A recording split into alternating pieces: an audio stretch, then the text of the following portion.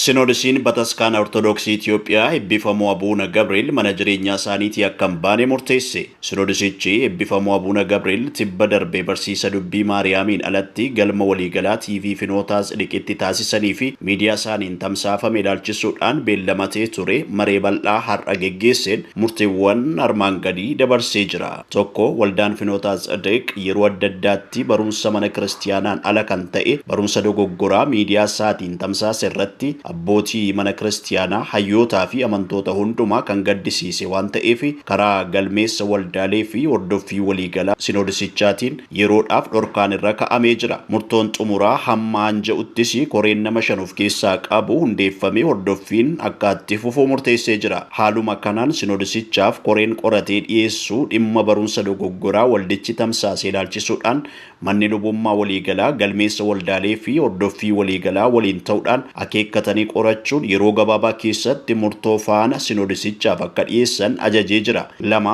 eebbifamoo Abuuna Gabriel barumsa waa'ee Maariyaam kan isheen furii biyya lafaati hin jedhamtu jedhu ilaalchisuudhaan kennan irratti dogoggorri waan jiruu fi karaa yaa'ii hayyootaa akeekkatamee sakatta'ame yaada furmaataa waliin atattamaan sinoodisichaaf akka dhiyaatu abbaan Gabrielis dhimmicha amma qulqullaa'utti mana jireenyaa isaanii teessoo paatriyaarkii mooraa mana lubummaa waliigalaa keessa jiru keessaa akka hin baane ugguramanii jiru. 3 eebbifamoo Abuuna Filiphos Phaaphaasii kutaa lallabaa kibba Oomoo fi naannawaa ishee pirezidaantii yuunivarsiitii Hafuurawaa Qidduus Sillaaseetti kan ta'an akkasumas eebbifamoo Abuuna Barnaabaas Phaaphaasii kutaa kibba Kaalifoorniyaa kan ta'an barumsa dogoggoraa kennanii fi karaa barsiisota kan biroos barumsi dogoggoraa kenname yoo jiraate karaa yaa'ii hayyootaa sakatta'ame barumsa qajeelaa manni kiristaanaa qabdu waliin madaalame yeroo gabaabaa keessatti yaada furmaataa sinoodisichaaf akka dhiyeessan jedhamee jira. 4 dhaabbanni sabquunnamtii fi tamsaasa miidiyaa Bataskaanaa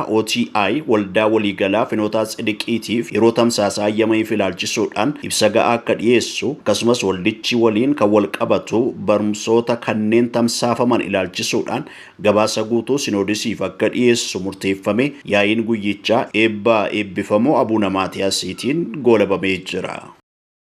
Kilaboonni naannoo Oromiyaa 5 shaampiyoonaa kilaboota naannolee Itoophiyaatiif darbuu isaanii mirkaneeffatan. Kilabiin kubbaa miilaa Yuunivarsiitii Dambidolloo seenaasaa keessatti yeroo jalqabaatiif shaampiyoonaa kilaboota naannolee Itoophiyaatiif darbee jira. Kilabiin kubbaa miilaa Yuunivarsiitii Dambidolloo taphoota Piriimeer Liigii Oromiyaa 19 taasiseen 9 injifachuun 5 injifatame 5 ammoo qixa ba'uudhaan galchii qulqulluu 11 fi qabxii 32 sassaabbachuudhaan xumuree jira. Kilabichi dorgommichaan galchiiwwan waliigalaa olaanaa ta'e 30 lakkoofsisuu danda'ee jira. galchiiwwan 19 immoo keessummeessee jira. Akkasumas kilabiin bulchiinsa magaalaa Gullisoo shaampiyoonaa kilaboota naannolee Itoophiyaatiif darbuu isaa mirkaneeffateera. Kilabiin bulchiinsa magaalaa Gullisoo Piriimeer Liigii Itoophiyaatiin taphoota 19 taasiseen 9 injifatee 5 injifatamuudhaan 5 ammoo qabxii qooddateen qabxii 32 sassaabbachuudhaan goolabee jira. Kilabichi godina Wallagga Lixaa bakka bu'uun kan hirmaatee morkii cimaa geggeesseen dorgommichaan galchiiwwan waliigalaa 23 lakkoofsisuudhaan 15 keessummeessee galchii qulqulluu 8 fi qabxii 32 xumuruudhaan shaampiyoonaa sadarkaa biyyoolessaatti dorgomamuun yeroo jalqabaatiif Oromiyaa bakka bu'uudhaan hirmaachuu mirkaneeffatee jira. Kana malees kilabiin kubbaa miilaa bulchiinsa magaalaa Gincii shaampiyoonaa kilaboota naannolee Itoophiyaatiif darbuu isaa mirkaneeffatee jira. Ginciin taphoota Piriimeer Liigii Oromiyaa 19 taasiseen 6 injifatee 10 qixa ba'uudhaan 3 ammoo injifatamee goolii qulqulluu 3 fi qabxii 28 sassaabbachuudhaan shaampiyoonaa kilaboota naannolee Itoophiyaatiif darbuu isaa mirkaneeffate. Haaluma wal fakkaatuun kilabiin kubbaa miilaa Leeqaa kilaba jalqabaa shaampiyoonaa kilaboota naannolee Itoophiyaatiif darbee ta'ee jira.